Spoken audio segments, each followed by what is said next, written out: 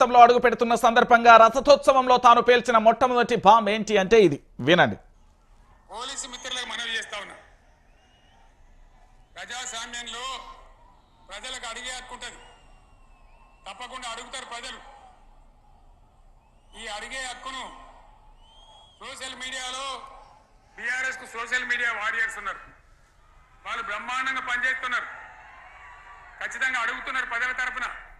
ఇంత అన్యాయం జరుగుతుంటే చూడలేక సోషల్ మీడియాలో పనిచేసే తెలంగాణ బిడ్డలు ఇది ఏమన్యాయమే ఎట్లా అని చెప్పి ప్రభుత్వాన్ని ప్రశ్నిస్తూ ఉన్నారు, ప్రజలకు మద్దతుగా నిలబడతా ఉన్నారు.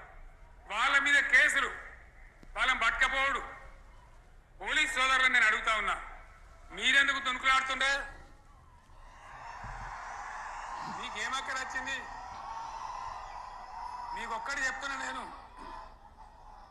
గ్యారంటీగా పోలీసు మిత్రులారా, ఇవాళ పోయి రాత్రి మీ డైరీలలో రాసుకోండి, మీ డైరీలలో రాసి పెట్టుకోండి. 100కు 100% ఇలా తెలంగాణ చెలరేగిన పరిస్థితికి మళ్ళా వచ్చేది బీఆర్ఎస్ గవర్నమెంటే. అది ఎవరు కూడా ఆపలేడు, అది ఎవరి తరం కాదు, ఎవరి వశం కాదు. రైట్, విన్నారా మిత్రులారా? చాలా స్పష్టంగా బీఆర్ఎస్ సోషల్ మీడియా వారియర్స్ చాలా బాగా పనిచేస్తున్నారు. వచ్చే ఎన్నికలలో బీఆర్ఎస్ పార్టీ అధికారంలోకి రావడం ఖాయం. పోలీసులు ఎందుకు ఎగురుతున్నారు? బీఆర్ఎస్ సోషల్ మీడియా వారియర్స్ పై కేసులు పెడుతున్న పోలీసుల పేర్లు డైరీలో రాసుకోండి. ఇది ఎవరన్నారో తెలుసా? రాష్ట్ర మాజీ ముఖ్యమంత్రి కల్వకుంట్ల చంద్రశేఖరరావు నోట వెదిలిన మొదటి పానం. ఎస్, నిజమే. భారత రాజ్యాంగానికి సంబంధించి మనం అందులో పేపర్లను మాత్రమే చూసామా?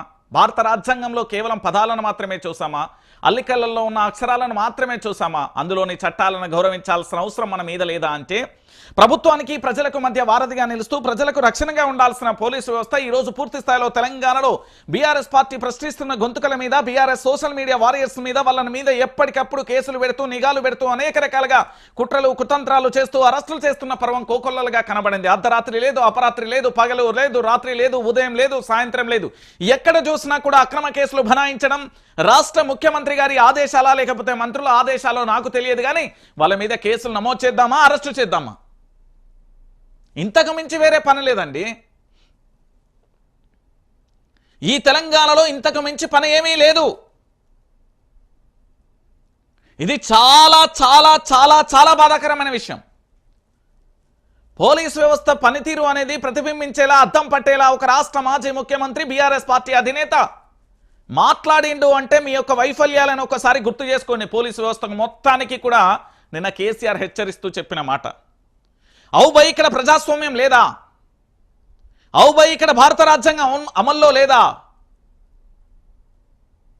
ఇక్కడ చట్టాలు అనేవి చుట్టాలుగా మారిపోయినవా లేకపోతే భారత రాజకీయ వ్యవస్థకు బానిసలుగా మారిపోయిందా అనేది కేసీఆర్ అడిగిండు నిన్న. ఎందుకు అడిగిండంటే, కేసీఆర్కు సంబంధించి చాలా స్పష్టంగా తాను అడిగిన మాటలలో కొన్ని చూస్తే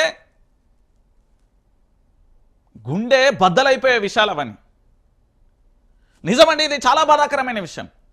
నిన్నటి రోజున నేను అక్కడికి వెళ్ళినప్పుడు అక్కడ జరిగిన సన్నివేశం కానీ, గత 4 రోజులుగా నేను అక్కడ పర్యవేక్షిస్తున్న దృశ్యాలను చూస్తూ ఉంటే, అన్నా నేను ఫేస్బుక్లో పోస్ట్ పెట్టినందుకు నా మీద కేసు పెట్టిల్లన్నా, అన్నా నేను ట్విట్టర్లో షేర్ చేసినందుకు కేసు పెట్టిల్లన్నా, అన్నా నేను ఏ తప్పు చేయలే, ఉదయాన్నే నా ఇంటికి పోలీసు వాళ్ళు వచ్చి బండ్లలో ఎక్కిపోతూ ఉంటే, తీసుకెళ్తా ఉంటే, నేను మధ్యతరగతి పేద కుటుంబానికి సంబంధించిన విషయాన్ని అన్నా, నాకు ఈ చట్టాలు ఇవన్నీ కూడా తెలియవు, కేవలం ఇక్కడ జరిగిన వాస్తవమైన విషయాలు, అక్కడ ఎమ్మెల్యే కానీ లేదా ప్రజలు తిరగబడ్డ వీడియో తీసి దాన్ని అప్లోడ్ చేస్తే కేసులు పెట్టారన్నా.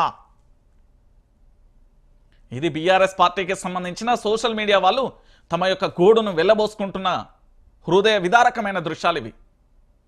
అందుకే కేసీఆర్ హెచ్చరించాడు, ఇప్పటికైనా పోలీసు వ్యవస్థ తీరు మారుతుందా లేదా? రాష్ట్ర ముఖ్యమంత్రి యనుమల రేవంత్ రెడ్డి ఆదేశాలు మాత్రమే పనిచేస్తాయా? రాష్ట్ర డీజీపీ గారి ఆదేశాలు పని చేయవా? చాలా స్పష్టంగా చెప్తున్నా నేను.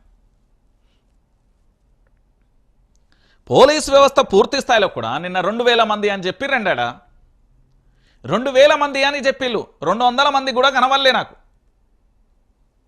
కరీంనగర్ నుండి వచ్చేటోళ్ళు కానీ, ఖమ్మం నుండి వచ్చేటోళ్ళు కానీ, నల్గొండ నుండి వచ్చేటోళ్ళు కానీ, ఆదిలాబాద్ నుండి వచ్చేటోళ్ళు కానీ, నిజామాబాద్ నుండి వచ్చేటోళ్ళు కానీ, హైదరాబాద్ నుండి వచ్చేటోళ్ళు కానీ చాలా చోట్ల ట్రాఫిక్ ఏర్పడుతుంది, అక్కడికి ప్రజలను సాగనంపే ప్రయత్నం చేయండి, ఎక్కడ ఎలాంటి ఇబ్బందులు సృష్టించకుండా చూడండి అంటే అక్కడే పోలీసులు వచ్చి అక్కడే లారీలను నిలబెట్టి అక్కడే వాళ్ళు ప్రేక్షక పాత్ర వహిస్తే ఇక ఏం రక్షణ కల్పిస్తున్నట్టు?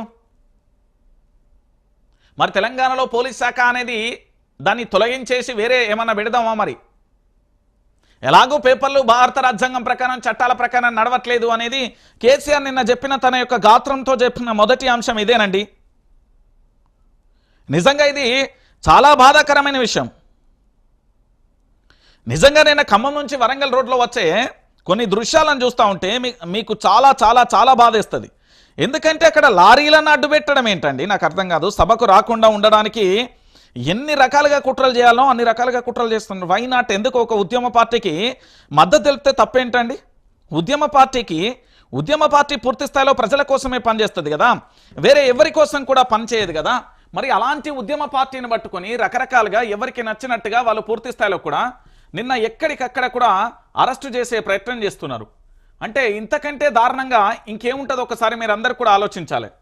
తెలంగాణ ప్రాంత ప్రజలందరూ కూడా ఆలోచించాల్సిన విషయం ఏంటంటే, నిన్న పోలీసులకే హెచ్చరికలు ఎందుకు జారీ చేసిండంటే కేసీఆర్ ఖచ్చితంగా హెచ్చరికలు జారీ చేస్తాడు.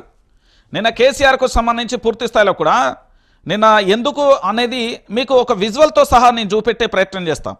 ఎందుకంటే మళ్ళొక్కసారి వినండి, ఇది చాలా స్పష్టంగా కూడా చదువుకున్న వాళ్ళు అందరూ కూడా ఆలోచించాల్సిన విషయం. ఎస్, ఈరోజు ఇంత జరుగుతూ ఉంది అంటే ఇంతకంటే దారుణమైన విషయం ఇంకేముండదండి. తెలంగాణ ప్రాంత ప్రజలందరూ కూడా ఆలోచించాల్సిన విషయం. ఈరోజు తెలంగాణ రాష్ట్ర వ్యాప్తంగా ఇంతకంటే ఘోరమైన విషయం, ఇంతకంటే దారుణమైన విషయం ఇంకేమీ కూడా మీకు కనిపించదు.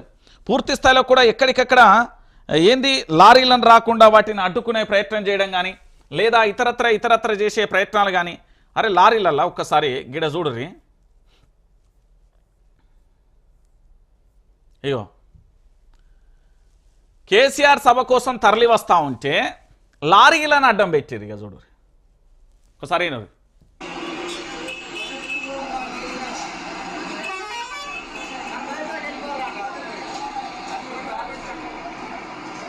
ఇది రోడ్డు పక్కన అనుకుంటే పొరపాటు, ఇది నడి రోడ్డు మీద ఈ లారీ దృశ్యాన్ని ఒకసారి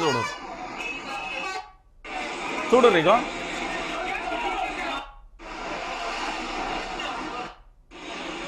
లారీలను చూడండి మీరు. అంటే ఒక్కసారి ఎంత నీచానికి ఒడిగట్టిల్లంటే దీన్ని ప్రభుత్వ యంత్రాంగం యొక్క వైఫల్యం అనుకోవచ్చా, ప్రభుత్వం యొక్క కుట్రకోణం అనుకోవచ్చా? బీఆర్ఎస్ పార్టీ రజతోత్సవ సభకు స్వచ్ఛందంగా ప్రజలందరూ కూడా తమ యొక్క సొంత ఖర్చులు పెట్టుకొని వస్తూ ఉంటే కావాలని కుట్రపూరితంగా చేసిన ఈ చర్యను ఏమనాలి అనేది రాష్ట్ర ప్రభుత్వం సమాధానం చెప్పాలి.